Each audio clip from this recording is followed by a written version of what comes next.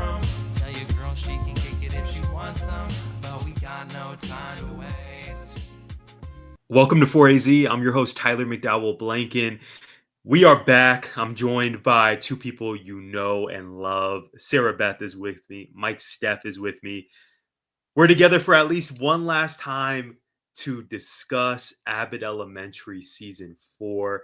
We're going to talk about the final two episodes. We're going to discuss some big picture questions about this season. And of course, each of us will select our MVP of Season 4. Sarah Beth, Steph, I think we should get right into it. Let's begin with the penultimate episode, Rally. Sarah Beth, what did you think of Rally? Ava's back. Ava's back. Rally actually had me in tears by the end of it, and I'm not like a huge emotional. I'm not a like cry during movies and TV very often. But watching like the kids planning to like protest for her, and then like the whole community showing up to like stand alongside her, like tears. So it was just such a cool like seeing and like how they talked about like the impact that Ava has made over what I think it was the leader of the Blacks, where he said she turned this into a part-time music venue or something. But just like the entire community recognizes the importance of having her there. I'm a little sad for Eddie because he did get that first admin check, and so I think that hurt a little bit, which you can't blame him. But I really liked Raleigh, so it was a good way to bring her back without, it took the community. That it did. Steph. Yeah, Raleigh was interesting. I mean, it definitely tugged on some of the emotional heartstrings in various ways. Like you said, with the community came out, especially at the end, different aspects. I don't want to hold on to it, but when Ava's father came and led a certain demographic from the community came, and she looked, and it's almost like she had to hold back tears because it was like, wow, like you really showed up for me. Whatever happened in the past, which they still haven't clarified, like you came in my greatest time of need when I needed you now, and I'm quite sure that patched a lot of her emotional scars of whatever happened between her and her father. It was almost, I'm not going to go into the reference. I'll say that for later. But the most hilarious part, because I'm always here for the jokes, was when the golf course lawyer, I always forget his name, said, "Yes, here, Miles, the white savior's here." And I'm like, wow, right? Leaning heavy into it. What they had to say, I was like, wow, that is nuts. But at the same time, this is the humor that we're accustomed to. Abbott goes there, but this was in a tasteful way of, letting us know exactly how things happen in real life. But it was just a well needed moment of levity. I'll say that. Yeah. Yeah, absolutely, Mike. I love what you said there. And thank you for the reminder, Sarah Beth. I looked this up before we recorded. The lawyer's name for Gerard Creek is Miles. For some reason, that didn't compute in my mind. I thought it was a typo. He strikes me as maybe an Arthur, or like a Bob. But the dude's name is Miles, and he had a really important role all season. Yeah, I agree with you, too. The fact that the community came together, we got Ava's dad popping back up, as I believe both of you predicted that he would play a role. He would have a factor in at least one of these two episodes, and he certainly did. Steph, as you alluded to, he tells Ava, hey, just so you know, if you ever need me for anything, I'm here for you. I hope we get Keith David back next season. He is a national treasure. And like you said, Sarah Beth, shout out to those kids.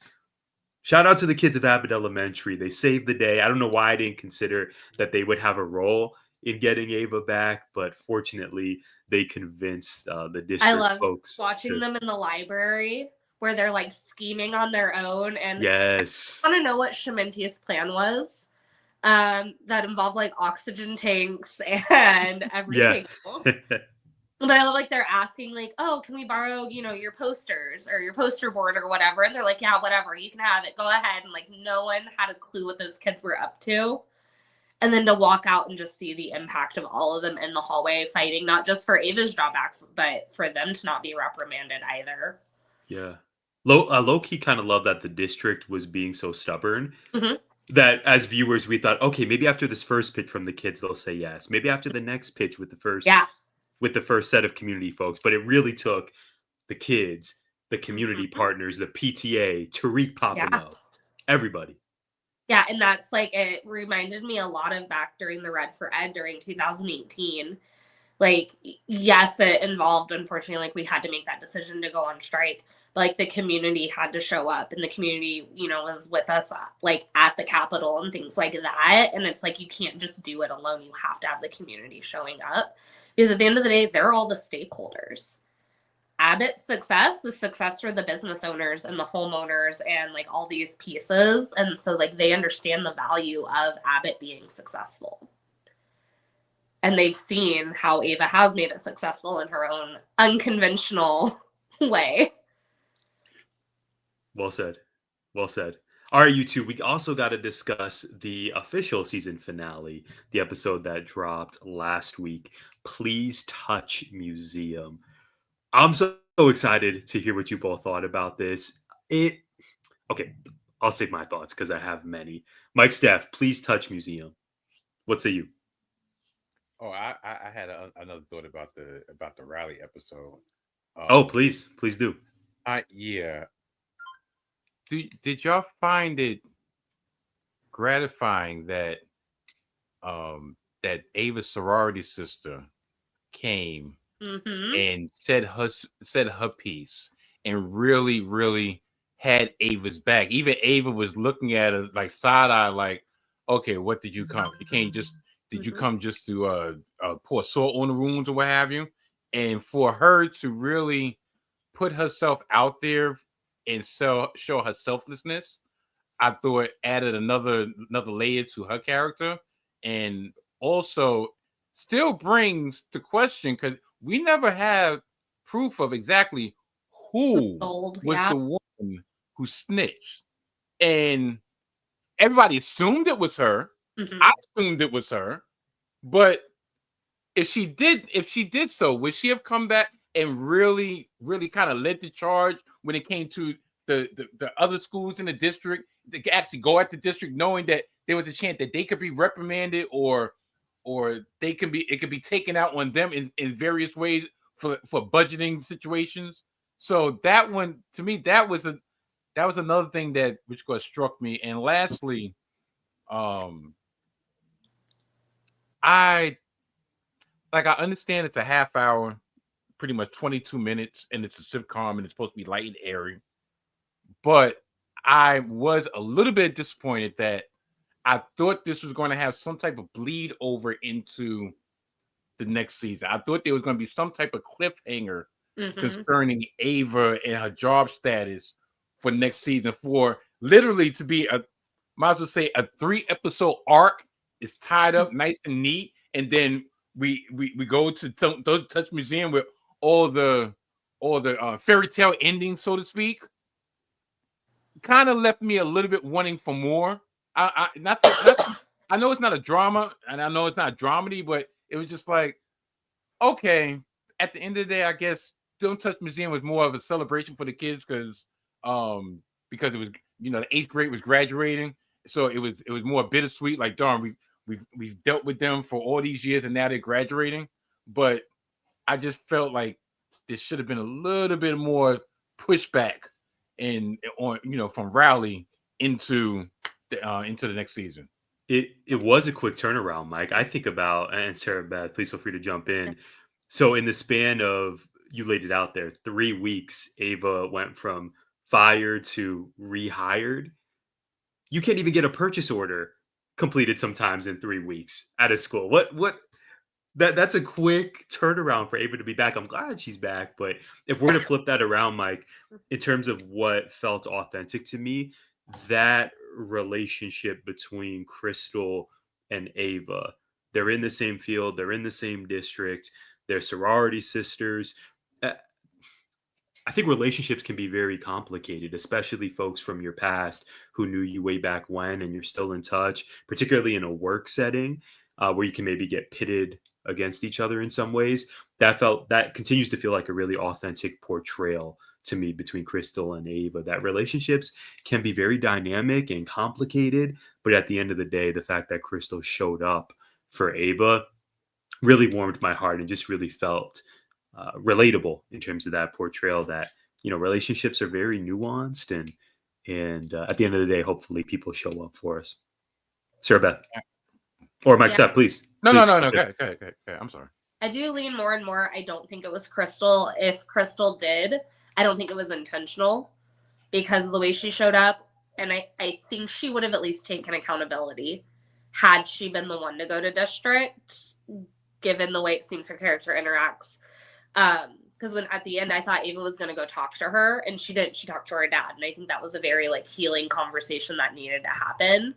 But I just found it very interesting how she came in and spoke on her behalf. And then that was kind of it between the two of them. And I said it when we talked about it a few episodes ago. I don't think Crystal ratted her out. I just don't. I thought it was Miles, but Miles also showed up. And so I don't know. I don't know how they figured it out. I'm surprised they haven't told us. And maybe that's why they want us thinking about it. Having these discussions. Exactly. We like to root for Tatiana Ali. She's killed it all season. Mike Steph, do you have an additional thought about Rowley before we discuss museum business? No. One last thing. I conspicuous by his absence was Manny.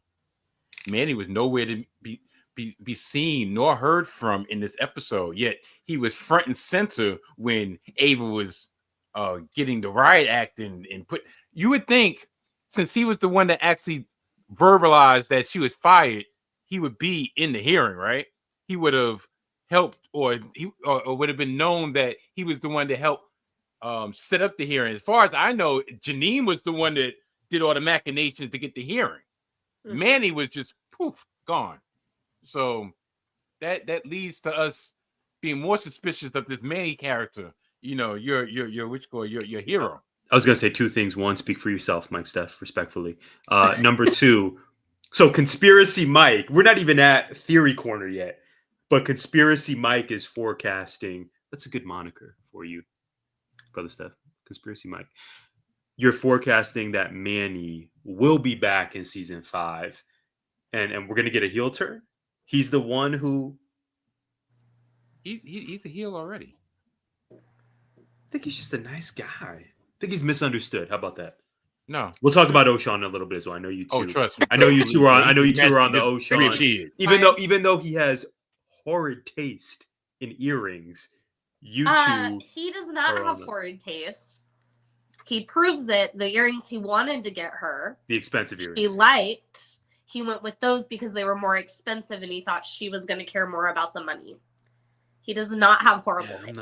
I'm not buying it, Sarah Beth, but I want to buy it. But I don't know. I'm on Manny corner still. I think he's just a nice cannot believe you were on Manny corner. I really am. I'm not saying it just to be a contrarian. I really think you two are giving him an unfair shot at this thing. I will admit I was wrong about O'Shawn. Seemingly he's a great dude, and I'm excited to see what's in store for him in Ava in season 5. We will get to that. But no love for Manny. When O'Shawn came to bring her the earrings and he knocked on her, there's something about it. I was like, oh no. I was like, I think we're going to find out Tyler's right. I don't know what it was, but it was something about how he was leaning on the door. I was like, I don't like where this is going. I was panicking, no. Yeah. I don't like the fact that O'Shawn just appeared after the last 2 episodes. So let me get this straight. So when she was when I'm not jobless, because we saw her various hustles, but when she didn't have the principal job, he was nowhere to be found. As soon as she gets her position back, all of a sudden now he's all lovey-dovey bearing gifts. You know what? I'm still Team O'Shawn. Mess around, it could have been O'Shawn that was the snitch, and he figured he'd get her the most expensive earrings to throw Ava off the scent. I mean, since you want to bestow the moniker of Conspiracy Mike, let's go there. I'm just saying. I'm seated. I'm tapped in right now. You know, I mean, oh, lovey-dovey and it, like, please. I don't know. I just feel like you're supposed to be. Look, it's not marriage or anything, but you're supposed to be down for your significant other, rain, sleet, snow, or sunshine. Right, and it seemed like rain, sleet, and snow, he was gone. Sunshine, happy. Yeah, we're gonna get on the merry-go-round. Yeah, guess what? Well, he didn't say the L word, but you know, it's coming. It's coming. And isn't that real life? Smitten. Isn't that real life though, Mike? That we have people who seem to only pop up when it's sunshine. That resonates. I'm talking about relationships. That too. Yeah. I listen. I've been with my lovely wife for 31 years, married for 26, and when I was at my lowest of lows, when I was out of work, and we had a child and a newborn, she held down the fort for about a month and a half while I wallowed in my depression until I got myself back up, and took my rightful place at the head of the table. But and that made me. That was like, you know what? She's a keeper. You know what? I'm going to make an honest woman out of her. We're going to get married because a lot of it, and this is in the 90s, but so it's even worse now. But a lot of women probably would have been like, listen, we don't got time for you to be wallowing in your tears. We got 2 kids. She was like, you know what? He needs to purge. Okay, it happened. And when he's ready, I'm going to help him build him back up. And yeah, ride or die. So yeah, I really can't rock with, oh yeah, Mr. Fairweather. I'm sorry. Wow, conspiracy. Maybe Mike. a little bit too much of a pulling of the curtain, but listen, if anybody knows about Mike Steph, yeah, I share a lot.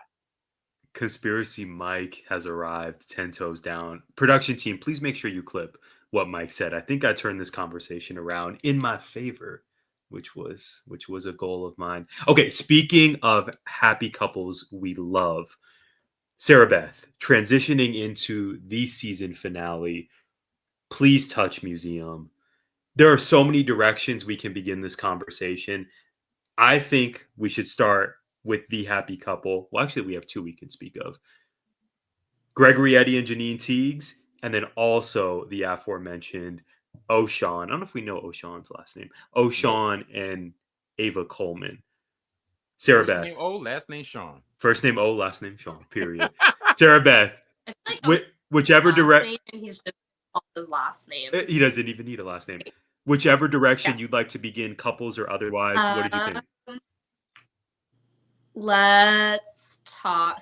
Let's talk because we're already on the subject of Ava and O'Shawn. Let's just keep moving there. I actually have a different perspective that I see what you're saying, Mike, and I don't disagree. But one, they didn't become official till the end of Please Touch because I forget which one initiates it, but they both end up saying like, I want to keep you around for a long time or something to that effect. So they weren't as serious. And also, O'Shawn has gotten really good at reading Ava. And we know Ava is a hyper independent, strong woman who doesn't need anybody. And so maybe he wasn't around because he knew if he was like being there, she was just going to push him away anyways. So I like to think he was giving her the space because I will be team O'Shawn till the day I die. I'm like terrified that you're going to end up being right. Like, again, when he like knocked on the door, there was something like weirdly like villainy about it that I was like, oh no. I don't know what it was, but I think he was just giving her the space and knew that like if she really needed him, she would reach out. But like he knows Ava, him like forcing himself on her to like help her wasn't going to make anything better. I'm gonna them.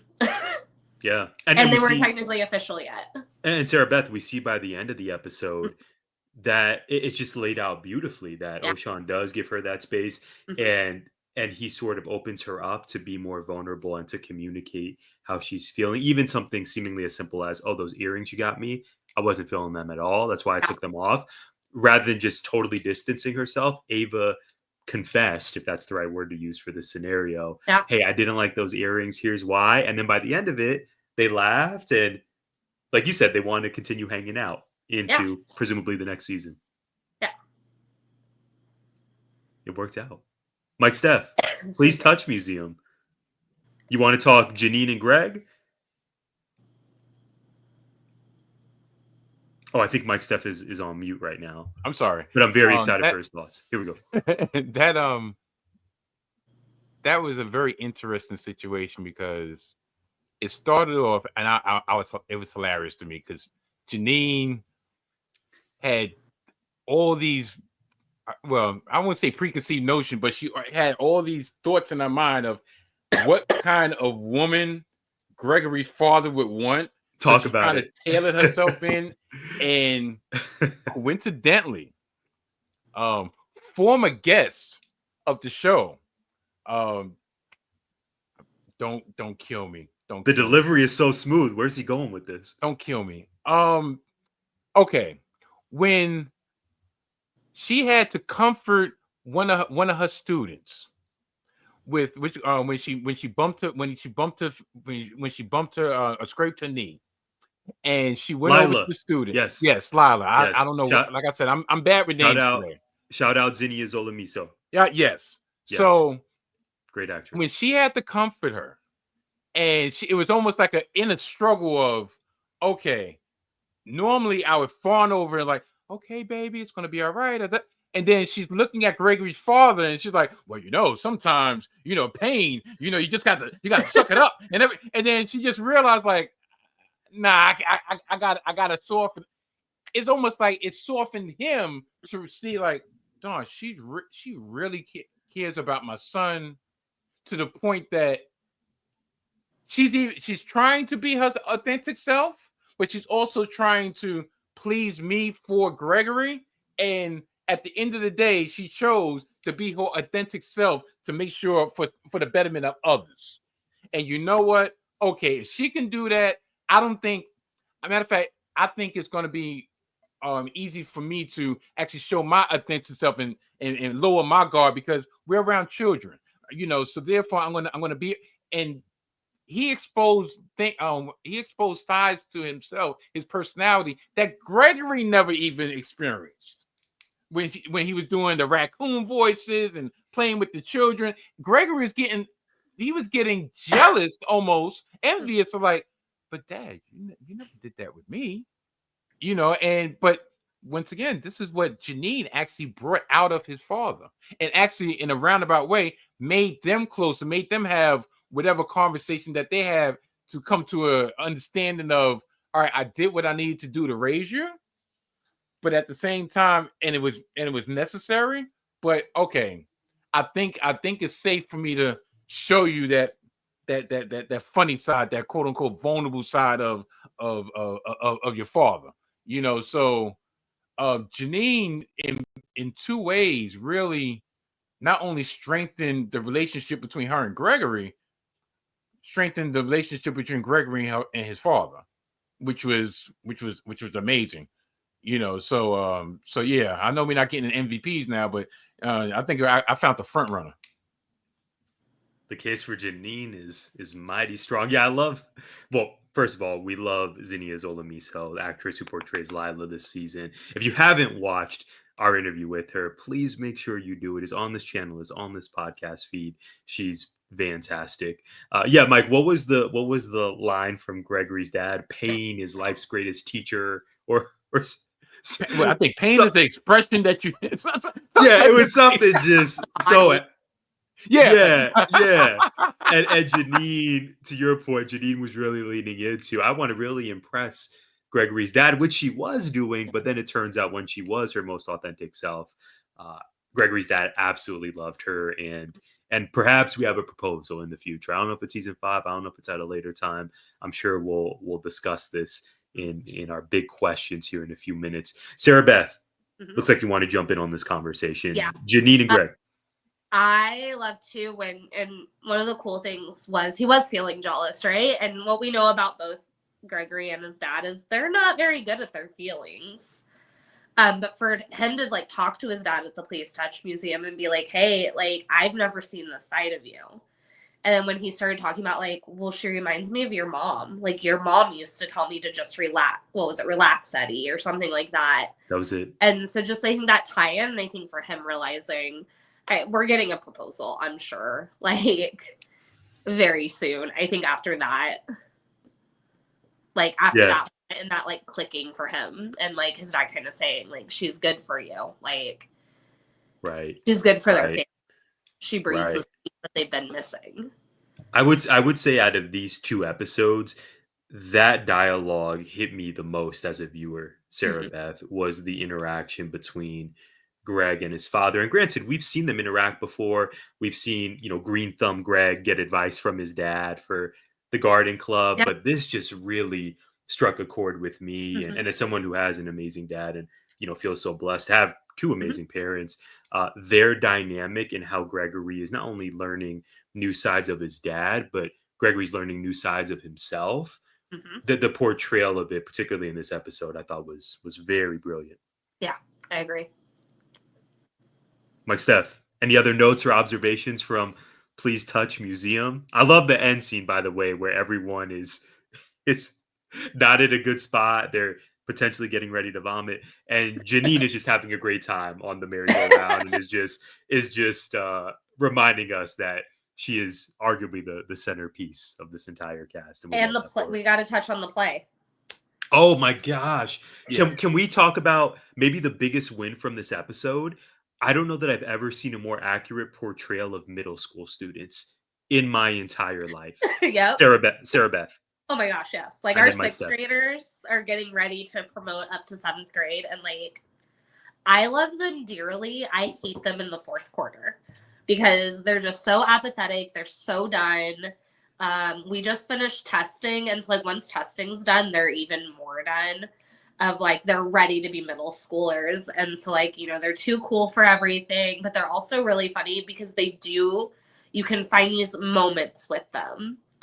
Like we were laughing. We just had our talent show on Friday, and 6th grade comes in and they're too cool for this, and like they'll cheer for their friends that are performing, but the way in which they hype up, like we had little 1st graders get up there and sing like Hey Diddle Diddle, cutest thing. The way in which they were in the back supporting these like little kinder and 1st graders getting up there like cheering for them and stuff. So like they have these pockets where I'm like, oh, I don't hate you right now. They're amazing. Because like they get a bad rep. They get a bad rep. I was having a conversation the other day with someone about middle school students, and it's like that's just that's a tough time in life. We want them to behave and treat each other well. But I remember I was not my best self as a 7th grader. Oh, not at all. And that's why I think you can agree, like from an elementary and like high school, I feel like our middle school teachers are like our unsung heroes, because like I would take almost anything in elementary, well, not kindergarten. I did middle school before I did kinder. But like you couldn't pay me to do middle school, and I like every high school teacher I know is like the same. They're like, you could not convince me to do middle school. Like they're a different breed because they're trying to figure out who they are. And 100%, especially now in today's world. Absolutely, Mike Steph, you were a perfect middle schooler. This is true. Yeah, I actually was. Listen, I didn't come out my shell until I want to say, probably be in between sophomore and junior year high school. So yes, I wasn't. I wouldn't say perfect, but no, I was cool. Like I didn't give nobody any problems. Like I said, the worst thing, the best thing that happened to me, and the worst thing that happened to me is actually concurrent. I went to summer school after sophomore year of high school, and I end up meeting a whole different group of people that I end up becoming cool with. So that actually gave me a voice, and it was just like a whole different crowd. And then I also, there was like a volunteer program that we went for like training or whatever, and we did like a lot of group activities in like a camp setting. And being the fact I didn't know anybody in my quote unquote group, I was like, listen, the best thing to do for me right now is to try to come out my shell is do it now, because nobody knows you, nor do you care what they feel, and then you kind of feel what feels good for you and yeah, when I came back, I was a totally different person. So yeah, but middle school, no, I didn't give anybody any problem, but I was still trying to find my way. I was the butt of people jokes and stuff like that. So yeah, I One mean, and the I middle would say school. no, go Oh, ahead. after you, Mike. No, I mean, it wasn't a horrible experience, but it's not an experience I look back on kind of fondly, like, oh yeah, I wonder what they're doing. No, I'm so glad. Like, they might see me on Facebook, and when I post this, they might see me and they're like, darn, Mike's doing YouTube now. Mike actually has friends. Mike's a social media star. What you said, Mike, it just made me think of the portrayal of RJ really being that character of RJ's a good kid. Mhm. He's trying to find himself and figure out what he likes and build friendships. And I love that the middle school kids got their shine Yeah. in this episode. We know from jump they were not feeling this museum idea. Usually kids are just on cloud nine when you get a field trip, as the younger kids were, but the middle schoolers went in knowing, come on, you're going to send us here? This is not fun. Mr. Johnson did not help the situation at all. He's kind of egging them on that this is Yeah. not for 12 and 13-year-olds. But Sarah Beth, you laid it up for us. They created this play as part of the theater section of the museum, in which the Abbott teachers have to portray a colleague. The kids create the dialogue. The Abbott teachers do impressions of each other. And I thought to myself, okay, this is the season finale. I'm pretty sure we're going to get some fan service and we're going to end this season as happy, fulfilled viewers. But I thought, oh, this could definitely go south in 3 or 4 different ways. But the fact that it was very wholesome and the Mhm. colleagues got to essentially poke fun at each other and really call out the idiosyncrasies of each colleague, that to me was really enjoyable. Yeah. And I think it was good for them to see like the impact they've made. Right? Because like the majority of the play, right, is them like poking fun at. And it's a very interesting, it's very humbling when you hear what students think of you, because man, they will say stuff. And sometimes they think it's a compliment. Yeah. Like I had one kid look at me and go, "Did you get a haircut?" And I go, "Yeah." And he goes, "Looks like it." What does that mean? Tone matters in Like that one. I was like, "What do you mean?" And they're like, "Looks like you got a haircut." And I'm like, "Is that a good thing or a bad thing?" Oh, I think the kid was big upping you. Like, yo, Yeah. looks nice, miss. I don't think he knew what he was like. I don't think he knew what he was trying to say. He was I just had making an a observation. 6th grade girl go, "Miss Kata, your first name's Sarah, right? Like it's not on my name badge." And I'm like, "Yeah." And she's, "Yeah, you look like a Sarah." I don't know how to take that. Yeah, that's a mysterious one. Yeah. Mike's dubious on that one. I would be like, so what does Sarah look like? I was like, "I don't know what that means." And they're like, "You look like a Sarah." And they just kept repeating it at me. And I was like, "I quit." Like, I don't know. I don't want to know. Like, it hits a point where I'm like, I don't want to know. But like, so that first, good chunk of the play was that just poking fun at. But then the very ending being like they recognized the efforts they went through to not only provide supplies, but get Ava's job back in those pieces of like, they see what's going on and they see that their teachers are fighting for them, knowing they're a disadvantaged group. And so I think it was good for them to see. I think especially for Jacob in both Rally and this episode, like I know Rally, it really touches his heart watching them protest for him. Like that's his dream. But like, I think for him, he really needed that, especially because he does work with middle school, and middle schoolers are very apathetic and don't care and will bully you to your face as the teacher. Like, so I think especially for him to have that validation, because Definitely. like one of the reasons I work with the younger grades is like they still want my approval. But by the time you hit middle school, you care more about your peer approval. That's just how the brain develops and like your social. And so you care less about adult approval. And so it's sometimes like, is what I'm doing making an impact? And I think for him, he got to see that. Well said. Mike, Steph, any other notes or observations from Please Touch Museum before we get into our big questions of the season?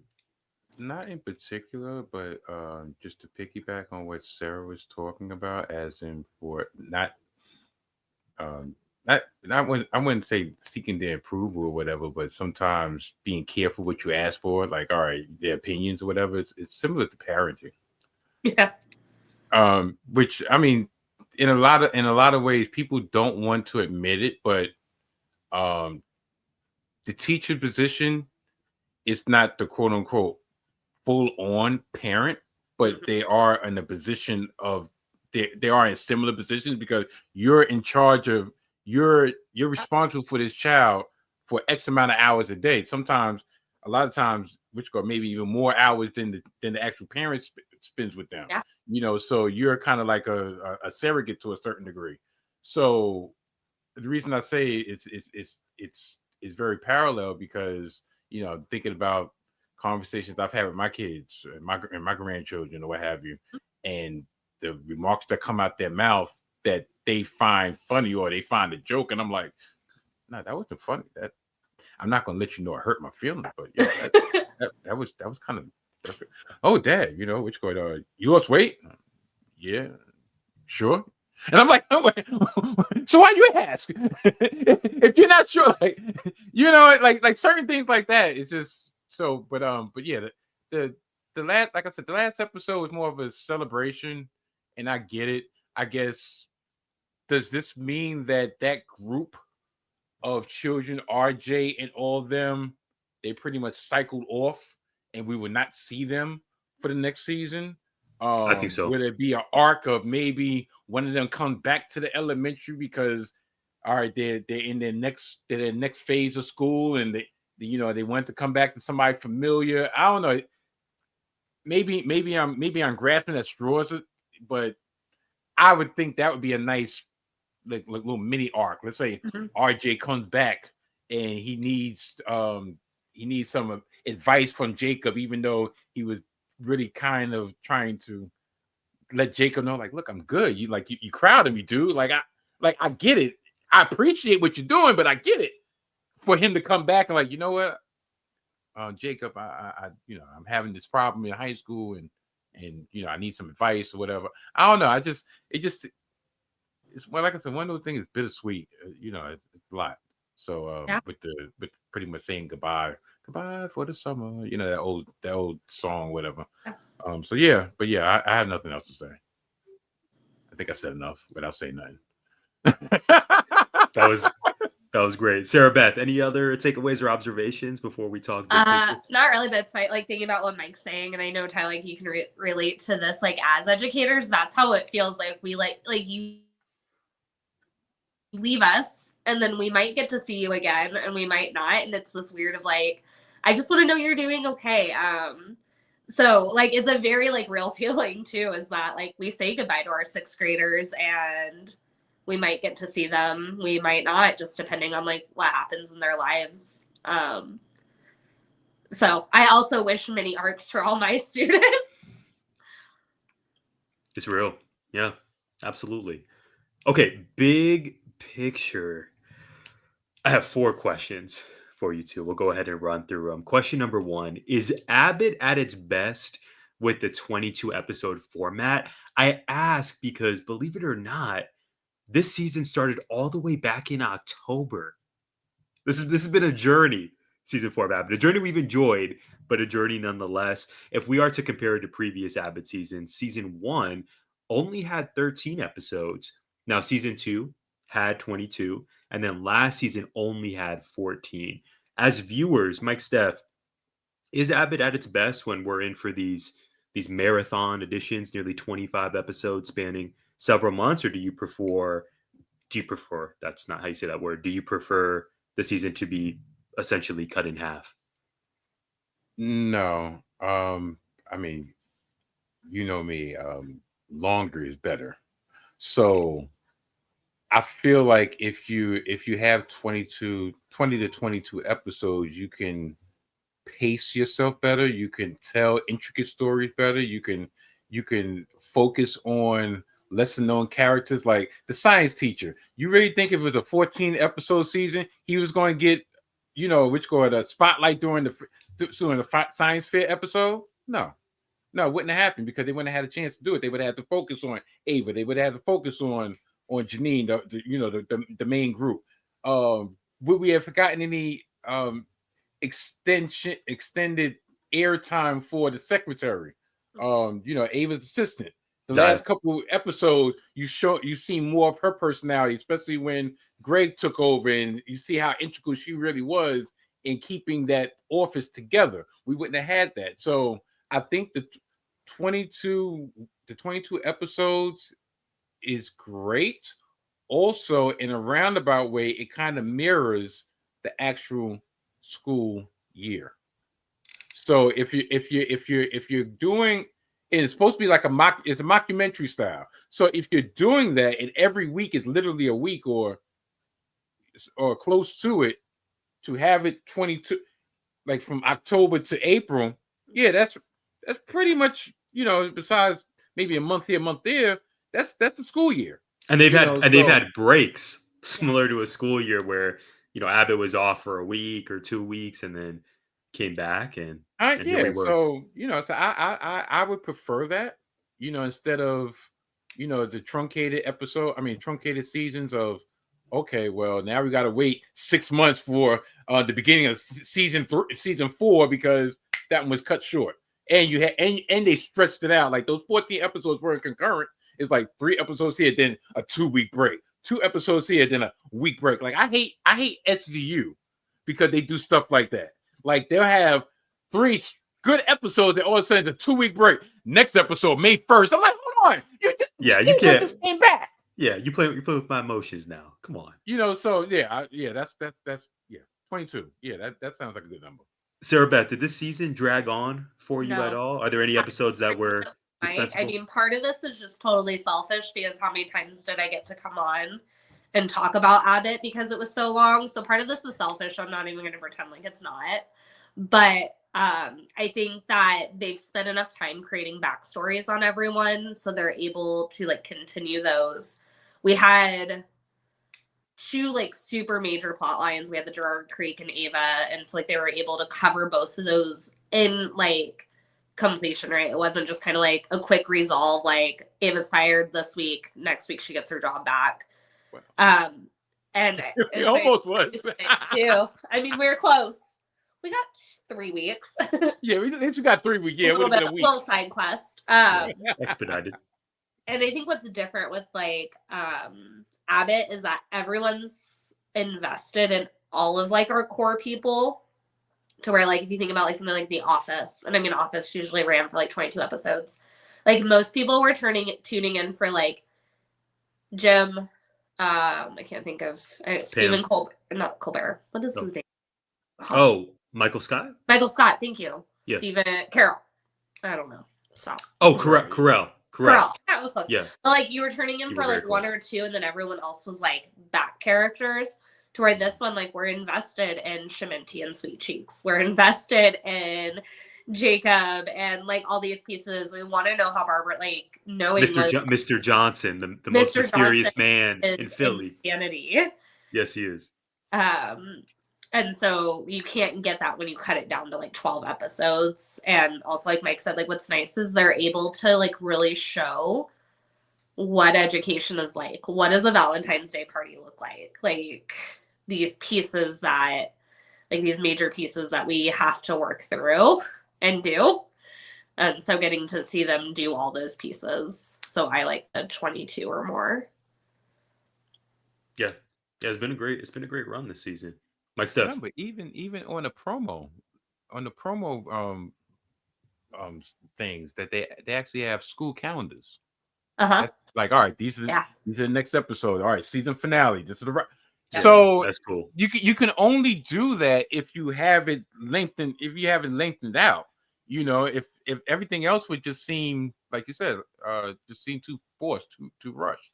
So right. I mean, I like the aesthetic, and I feel like if you're going to cultivate the fan base that you have already that you've garnered so far, we're all right. This show we go over the 2 episodes, most 2 recent episode. We could pick it apart with a fine tooth comb. But at the same time, you got us invested enough that we're willing to pick it apart. We're going to hold you accountable. So if you want to keep on, look, I know the show is not going to go on forever, but if you want to continue the momentum, you have to give the episode, you have to give the show room to breathe. And that you're going to have one episode that might, I won't say be a filler episode, but might a little bit lighthearted, like when we was doing she got fired, then there was something in the middle, and then there was rally. Yeah. So instead of fight, rally, okay, and then in the season, that would have been too rushed. So they need to do that. My second question for you both: how optimistic are you that last season's finale, the party episode, can be topped? I think sometimes when we as viewers watch these series and we get invested, particularly a multi-season series such as Abbott is, sometimes we hit the apex of a show, in my opinion, a little too early. I really enjoyed Please Touch Museum, by the way. Hopefully I made that clear. But by no means, to me, did it reach the height of last season's finale, the party, right? Where Janine and Greg finally made something happen. The episode was just so well executed and brought in all the players and had that suspense going. This season, it was just a completely different finale based on how it was built. But how optimistic are you two exiting season 4 and then humbly accepting season 5 whenever we get that? Do you think that moment can be topped for Abbott? Sarah Beth? I think it can. I think what made what season we're in? 4. So season 3, I think what made that one the ending that it was we watched for how long those two trying to get together. So it had so much build up, and even the end of, I think it was season 2, I think their finale, it was also a field trip. But like they almost came to kissing or something. Like, so I think it was just they had built so much up to it. So I think they definitely could do that again. I have a feeling like if they end up getting married, we're gonna see like a wedding episode be a season finale or something like that. Again, it just has to be something they've been building on. And this season they built on things, but nothing they really built on felt like it would be like a multi-season build. Right. And that was the heart of the show for the first 3 seasons, as you said, Sarah Beth. It was really, we got to see all the characters shine, but if we're being real, it was really about when are Greg and Janine going to get together? Yes. Please. We need it was the will they, won't they? Yes, that was the show. Everyone's hearts. Right. So they played it well. I think they absolutely could do it again. Okay. But that just, whether that is the direction they want to take too. Yeah. Mike, Steph, Sarah Beth is optimistic. Where do you stand? It just popped in my mind. Are they going to the well too quickly with the romantic angle? Because in a lot of ways, the old Sean and Ava is kind of mirroring Janine and Gregory. Not as in the awkwardness and they're working together, but the two opposites. Janine and Greg are more similar than opposite. But all right, the two opposites. Will it work? Is she going to humble herself and remain vulnerable? Is he going to be able to live up to her standards? Like you just reminded me, because I binge watched everything up until season 4, so I saw everything in such a short amount of time. So it's not in seasons to me; it's just like a whole group of episodes. But it's like, darn, like you're going to the well again. I don't know, but like I said, that's why I felt that I think the show might have been better served to have a hook for the next episode, for the next season. Because like at the end of Museum, it's like, okay, what is the hook for next season? Yeah. Like, all right, is Gregory going to be more ambitious and he's going to get offered a principal position at another job in the district? Is that going to, because like we touched on, he was feeling that position. he was happy that Ava was back, but he was like, you know what? I felt fulfilled over there. I don't think I want to go back. You know, Right. When he like took that nameplate off his desk, I was like, oh man, I think there's something here. Yeah. I think that nameplate is gonna get used again once he becomes a principal, wherever that may be, like you said, Mike. yeah. So like I don't know how. I just feel like there should have been a hook for next season. Yeah. You know, And I feel like this is the first time they didn't really leave us with a hook. I feel like the other seasons we were left with something, some sort of cliffhanger to an extent. Right. Right.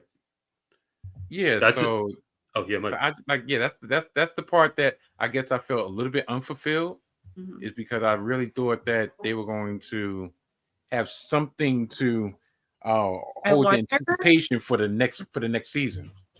because I feel like they release the renewal for season 5 like later than they typically do. And I'm almost wondering if when they filmed season 4, they still didn't know, because like how season 4 ended, it ended in a way that like if there wasn't a season 5, it would feel very like complete and wrapped up. Because I remember messaging you when it got approved, but I feel like it didn't get approved that long ago. Like after the new year, maybe? That sounds right. Like it just doesn't feel like, I feel like usually it gets renewed pretty early in the season. Right. Yeah. And And let's be real as well. Not many sitcoms make it to this Mhm. rarefied air of heading into Yeah. 5 seasons. This Mhm. is incredibly special, Yeah. especially a show that's about teachers and students. Uh-huh. You know, this is they're trailblazers in many ways. Do you believe their popularity is based on seeing it live or based on streaming? Because the reason I ask is if the ratings aren't as high as we hope for them to be, and the powers that be look at them like, okay, we've seen a little dip. You know, they got a cult following, but at the end of the day, we might have something in the works that we can get a little bump. Would they consider continuing the series streaming only, or would it just like, listen, we got bumped from ABC? I mean, because you got a lot of actors there that has cachet. You got Cheryl Lee Ralph. You have now you have Quinta Brunson. Now you have Janelle James. yeah, you have a lot of these actresses that are going to have opportunities to go to movies, go to franchises, and so forth. So I wonder if and like you said, the announcement of them getting renewed for season 5 came late. So maybe in their minds, like, okay, well, we're gonna wrap this up. All right, if we get another season, at least we can kind of not start from scratch, but we can start anew. But we can also leave ourselves a little wiggle room of, all right, in case somebody in the off season says, you know what, I got this big offer, I gotta leave. Yeah. I don't know. Yeah, For some reason, we've I seen feel it like play out on numerous sitcoms. yeah, I feel like this group, this core, this next season will probably be the last season for this core. If they go to season 6, season 5 is probably gonna be the last season for this core as we know it. Wow. I know.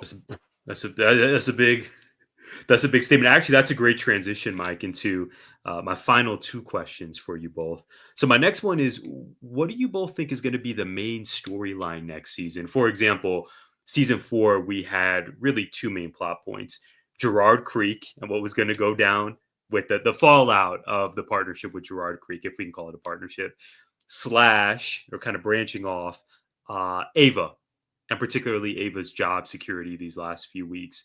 Sarah Beth, any early predictions on what the through lines are going to be for season 5? I have a feeling, because in Abbott's shown, right, they had the whole charter school storyline. They're not afraid of touching on policy that affects public education. And there's a lot of decisions right now being made. Like I know there's one about DEI right now where every school I know it's Arizona for sure, but my understanding is every school district has to submit a signed letter to their state superintendent saying that they're not teaching any DEI, which, by the way, there's no clarification on like what that means. So like, if DEI is diversity, equity, and inclusion, I teach special ed. I'm teaching inclusion. Like, it's a very, like, there's a lot of, so, but there's that. There's ESA vouchers becoming universal, a couple other pieces. So I have a feeling they're probably going to make a political stance somewhere, just because they have shown they're not afraid to. And with the decisions that are being made at a federal level that are directly affecting the states. What exactly, who knows, because it changes literally like weekly. Like one day we'll get an executive order and then the next week we'll get something's being brought to the House. So I have a feeling though they're going to make some sort of like political commentary on the state of public education in some way. Like Steph. I'll answer it like this. You know what kind of storyline I wish they could tackle? It's in that same vein. IEP students.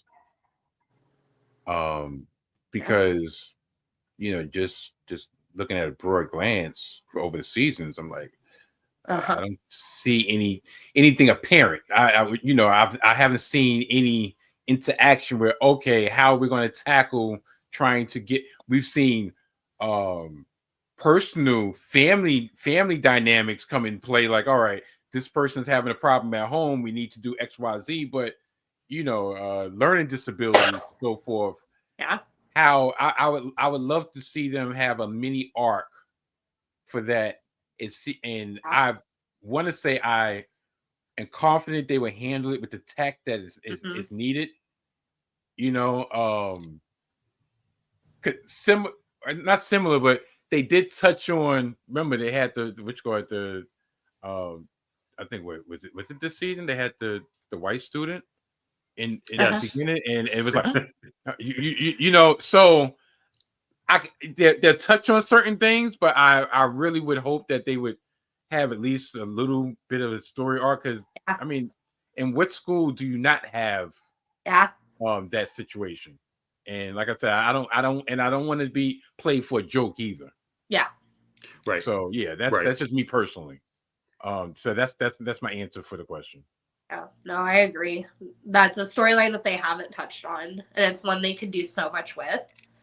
Because when you're not properly funded, it's already hard to meet the needs of students without disabilities. But then you throw that in, and so like, how do you make sure like their needs are being met when you have all these other barriers? And I think it's something they could do and do it very powerfully, if they were to touch on it. I agree. And maybe one of the reasons they've avoided it is because they don't want it to be perceived as a joke or taken the wrong way, or to empower people to take it the wrong way. Maybe why. But I think it's definitely like a conversation that needs to be had. I know numbers of students who have qualified for IEPs have like increased drastically over the last 5-6 years. Right. So it's many students and many teachers, and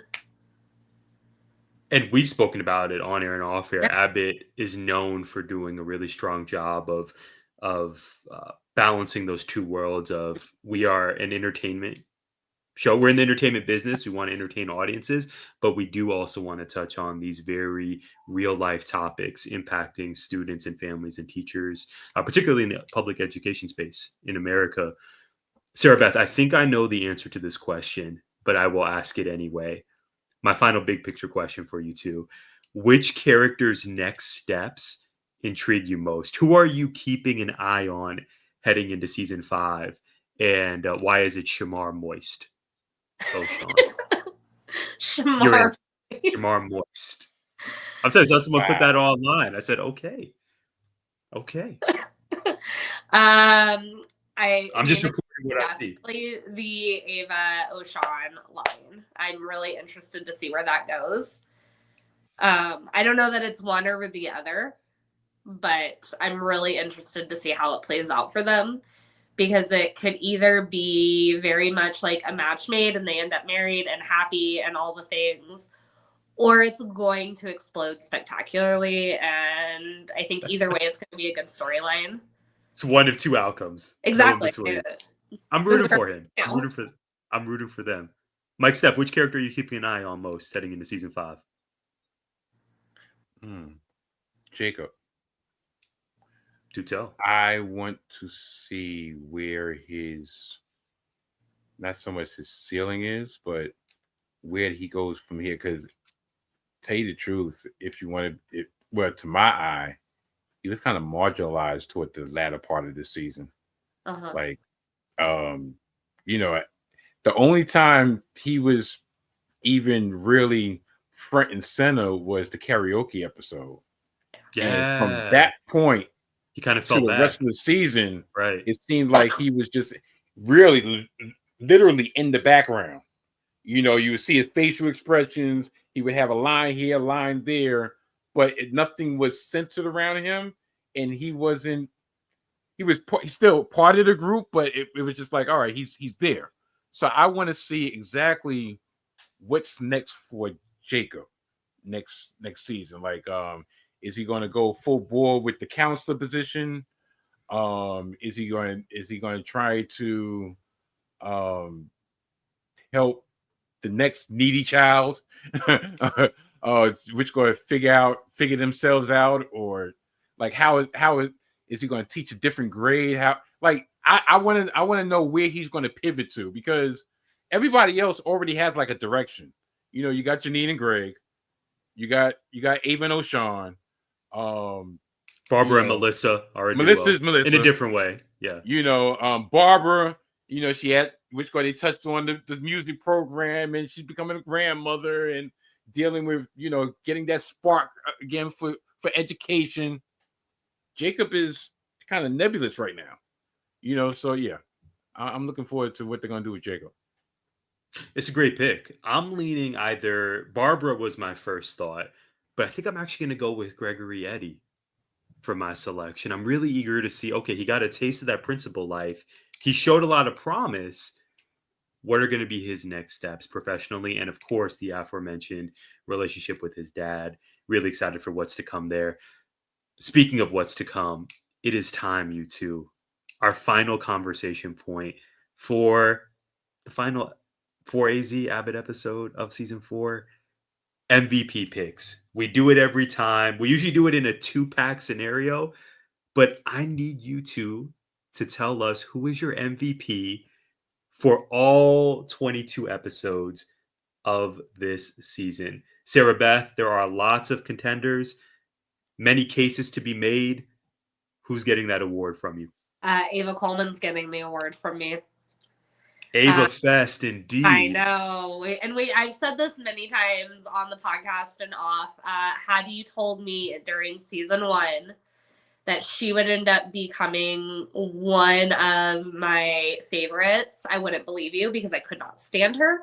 She was so out of touch, and just the growth that she has made in this season. Like, she's still Ava, and that's what I also appreciate, is that she hasn't given up who she is, but she also isn't putting herself first. She's doing what's best for her community, for her students. The growth she has made, you know, we saw a lot of challenges between like starting to date O'Shawn and like the relationship with her dad, and being willing, right? She's not ready to let like her dad in yet, but you can tell like she's open to the conversation. And so just the growth she has shown, not only professionally, but like in her own personal life, while still being the badass that is Ava Coleman. She gets my MVP for the season. Mike, Steph. Yeah, I concur. It has to be Ava. It has to be Ava. Just the growth. Everything has really revolved around her in season 4. From her firing to her, you know, to her work and getting the other schools help. It hasn't always been, even though everything is revolved around her, it hasn't been about her. Yeah. It's been about her helping everyone else in her own unique way.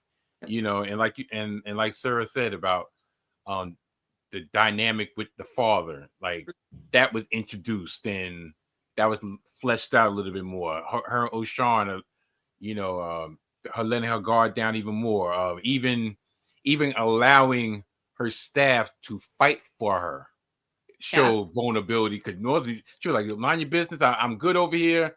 When she actually answered Janine and said, "Yeah, I do want to come back."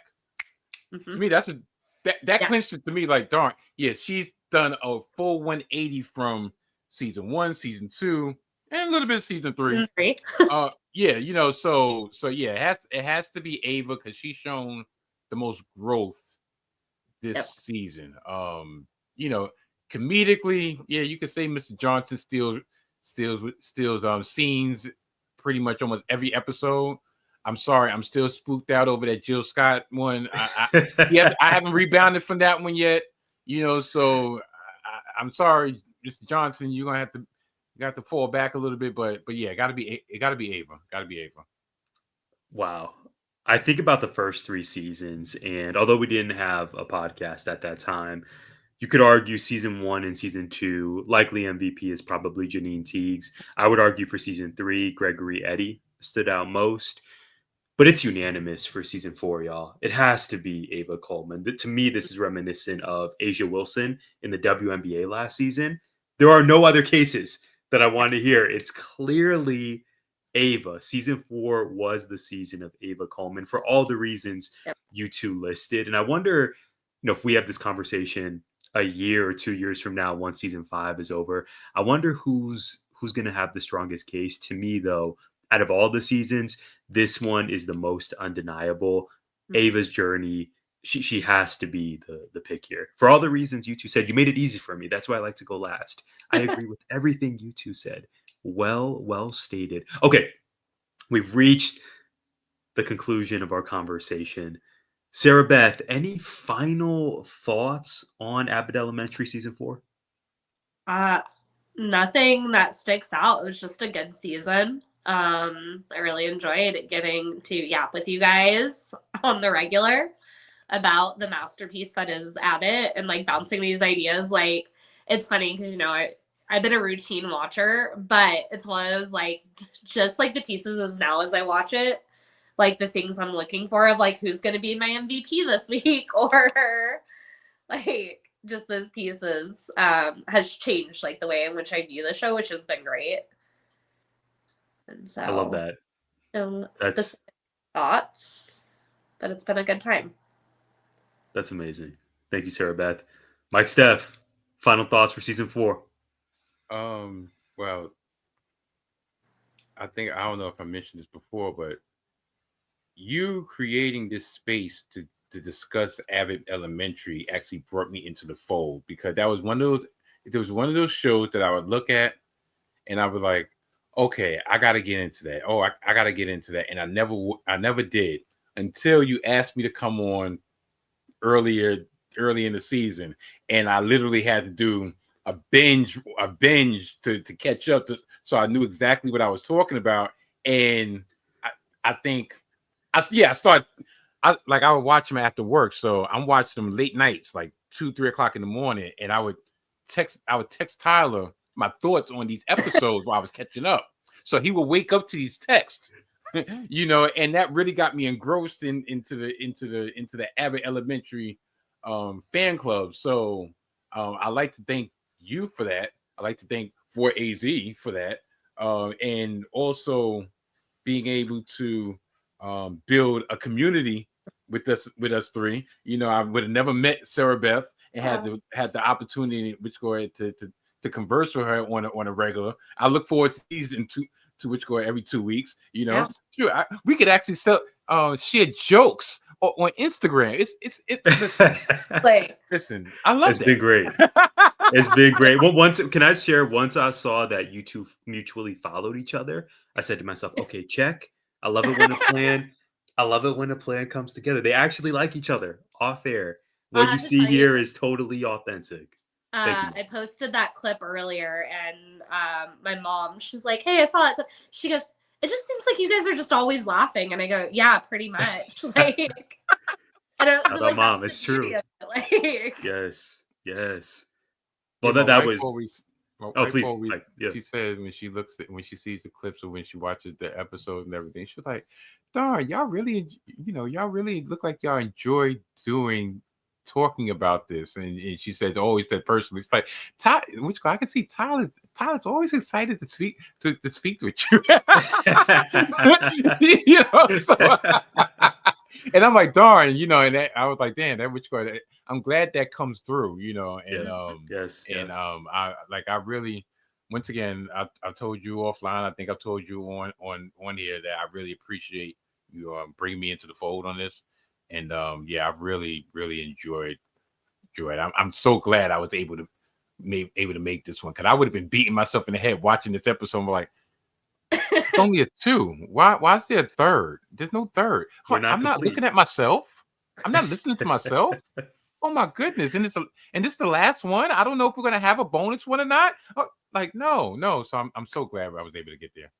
Well said. Well, I want to give you final kudos, Mike. I'm going to give both of you kudos in a moment, because you mentioned, I think after you and I recorded our first Abbott conversation, you said, well, what if we make it a trio? What if it's me, speaking as Mike, Sarah Beth, and you? I said, okay, well, maybe the finale, we'll kind of go out on a high note. And then I just thought, wait, we should just have all the forces align and make this the Abbott recap crew. So I just want to thank you both. Hopefully, you know how grateful I am for you two on air and off air, and all of you listening and watching right now. We are so grateful for you. Thank you for joining us. Whether this is your first time joining us, you have a whole catalog of episodes you can run through when you're ready. If you've been rocking with us for several weeks, dare I say all season, thank you. I highly encourage you to follow Sarah Beth. She's at Dear Sarah Beth. Likewise, please follow Mike at Mike_Steph.